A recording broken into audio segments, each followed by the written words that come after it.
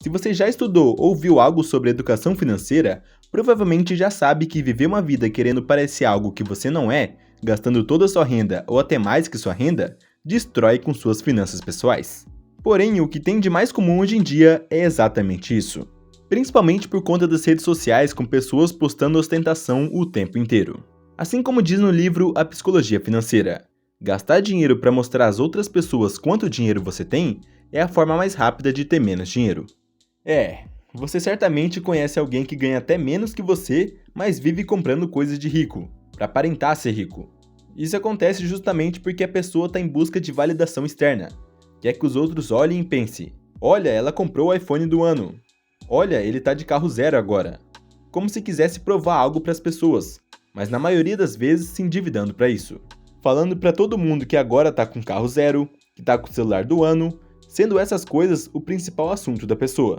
Olha, eu faço esses exemplos extremos só para ficar mais fácil de entender, mas isso serve para tudo que você for pensar. Nós, seres humanos, temos essa tendência de querer ser aceito no grupo, de querer ser aceito socialmente e tudo mais. Mas muitos, ao invés de querer demonstrar isso trabalhando, estudando e progredindo de alguma forma profissionalmente ou financeiramente, preferem mostrar comprando futilidades que nem precisam e muitas vezes nem querem de verdade. E lembrando que eu não estou falando que educação financeira é você nunca ter carro e andar com o celular velho para sempre. E sim que temos que ter nossas prioridades e entender que para comprar coisas mais caras, precisamos ter o dinheiro para isso. Olha, por exemplo, muitos que ganham pouco mensalmente, em vez de poupar um dinheiro para comprar um curso que vai agregar no currículo, por exemplo, dando mais oportunidades de aumentar a renda, preferem entrar em parcelamentos de coisas que não são tão prioridades assim. Como é o caso de parcelar em 36 vezes o iPhone do ano. E lembrando que eu não tô demonizando o iPhone não, tá? E eu sei que para quem trabalha com celular e principalmente com a câmera, é muito melhor ter iPhone por conta da funcionalidade e tudo mais. Esse é um outro caso, podendo ser um instrumento de trabalho. Agora você entendeu o que é separar o que são as reais prioridades, né? No caso de alguém que se endivida para comprar um iPhone apenas por ter um iPhone, a pessoa está apenas acumulando dívidas de consumo, comprando algo que está longe de ser a prioridade dela. Se você ainda não tem nenhuma reserva de emergência, não entre em dívidas de consumo. Ou seja, não gaste no cartão de crédito com coisas fúteis, não entre em parcelamentos de supérfluos e por aí vai. Eu sei bem o que você pode estar pensando, mas eu não gasto para querer parecer para os outros, e mesmo assim não consigo organizar minhas finanças. Gasto sempre tudo que ganho. Bom, é aí que entra a tal da gratificação imediata, daquele pensamento do só se vive uma vez. Eu não sei como vai ser o dia de amanhã, vou viver o agora. Essa é uma resposta biológica que temos, advinda lá dos nossos ancestrais. Porque antigamente, nos tempos dos homens das cavernas, com a necessidade de caçar para comer e também se defender de predadores, tinham essa ideia de que no próximo dia podiam morrer a qualquer momento, sendo devorados por algum predador, por exemplo. Desta forma, tinham essa ideia da sobrevivência. Não tinham porquê de pensar a longo prazo. A vida era muito mais curta do que a de hoje em dia, que por sinal a expectativa de vida atualmente está sempre aumentando, tanto no Brasil quanto em diversos países do mundo. Lembrando aqui que estou falando da expectativa de vida. E estatisticamente, nós estamos vivendo mais do que antigamente. Mas como uma resposta biológica, hoje tendemos a pensar no curto prazo, pensando somente na gratificação imediata, de ir naquele restaurante caro mesmo sem ter dinheiro porque quer ir hoje, não pensando em primeiramente ter uma reserva de emergência, por exemplo, assim pagando no crédito e já se endividando para o próximo mês. Ou também querendo comprar um carro mesmo sem ter dinheiro para arcar com os custos, sempre com aquele pensamento: vou parcelar meu carro. Com o tempo as coisas vão melhorando e eu vou conseguir pagar as contas. Mas aí, quando você entende que ter educação financeira não é ser mão de vaca e sim saber administrar o dinheiro que você tem e ter o equilíbrio, ao mesmo tempo que começa a ter maior tranquilidade por formar uma reserva de emergência e ter investimentos diversificados, você entendeu o que é pensar a médio e longo prazo. Mas não é tão simples assim. Como diz no livro A Transformação Total do Seu Dinheiro, ninguém nasce sabendo ler e escrever, mas somos ensinados. Ninguém nasce sabendo dirigir, mas somos ensinados. Agora, ninguém nasce sabendo lidar com o próprio dinheiro, mas não somos ensinados a isso. E é a mais pura verdade.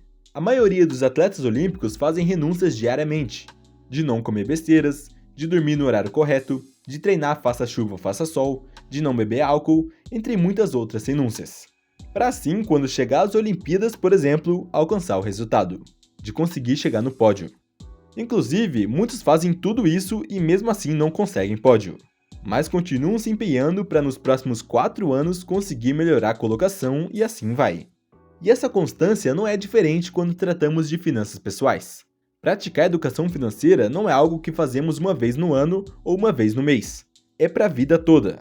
É uma maratona, não é uma corrida de 100 metros. A educação financeira deve ser praticada todos os dias. Muitas vezes começamos endividados, totalmente sem planejamento e com as contas completamente bagunçadas. Assim, começando a estudar sobre finanças pessoais, já entende que deve gastar menos do que ganhar, cortando gastos e buscando ganhar mais. Dessa forma, quitando algumas contas que estavam em atraso, continuando fazendo a mesma coisa durante meses, para que finalmente saia do negativo. Mas não acaba por aqui. O próximo passo é ir em busca da segurança financeira, de ter uma reserva de emergência de 6 meses do seu padrão de vida, por exemplo. Assim, depois de completá-la, já é hora de pensar nos investimentos de longo prazo para garantir a aposentadoria futuramente. E por aí vai, no meio dessa maratona vão aparecer situações da vida que exigirão que você forme uma reserva pessoal, de por exemplo separar um dinheiro para comprar um carro, separar um dinheiro para o casamento, ou dar entrada em uma casa e amortizar para acabar o financiamento mais rápido e pagar menos juros. Enfim, é uma maratona, e temos que saber administrar mesmo já tendo reserva de emergência completa e investimentos, que é principalmente nesse momento que a tentação vem. Temos que manter a constância de não gastar tudo que ganhar e saber quais são as prioridades do momento. Porém, às vezes a pessoa começa a praticar educação financeira, mas continua querendo mostrar para os outros, falando sobre isso como se fosse superior. E é aí que entra o poder do silêncio nas finanças pessoais. É muito comum que assim que a pessoa começa a se inteirar sobre o mundo da educação financeira, se sinta melhor que os outros e comece a falar por aí. Eu já tenho reserva de emergência, tenho investimentos em fundos imobiliários e ações. A maioria das pessoas da minha idade só tem dívidas no cartão de crédito. E eu sei, é sim uma sensação muito boa estar com essa segurança financeira de ter reserva e investimentos. Porém, saiba viver de forma humilde. E não saia por aí querendo falar para todo mundo que você tem milhares de reais investidos. Às vezes nos empolgamos e falamos sobre isso para pessoas que não estão interessadas no assunto. Porque é como todos nós sabemos, a maioria dos brasileiros se encontra em dívidas e gasta tudo que ganha mensalmente. Se você chegar e falar que tem nem que seja 10 mil reais na reserva de emergência para conhecidos do trabalho, para amigos ou familiares, já é motivo de inveja. E pior do que isso, muitos vão achar que você está nadando na grana e vão pedir dinheiro emprestado. É como diz também no livro A Transformação Total do Seu Dinheiro. Nunca empreste dinheiro para parente ou amigo. Isso será ruim para a relação, para você e para o amigo. E é a mais pura verdade. A pessoa que pede dinheiro emprestado para você só está pedindo porque se endividou, gastou acima do que podia ou não organizou as contas que tinha. Então, você emprestar dinheiro para ela vai ser mais uma dívida que ela vai fazer e muitas vezes desgastar completamente a relação de vocês. E é também por isso que falo que manter o silêncio e humildade é excelente para suas finanças pessoais, porque assim você continua aumentando sua reserva de emergência ou investimentos. Tem até uma frase do livro A Psicologia Financeira que diz o seguinte: a partir de um determinado nível de rendimentos, tudo que você precisa fazer é não alimentar seu ego.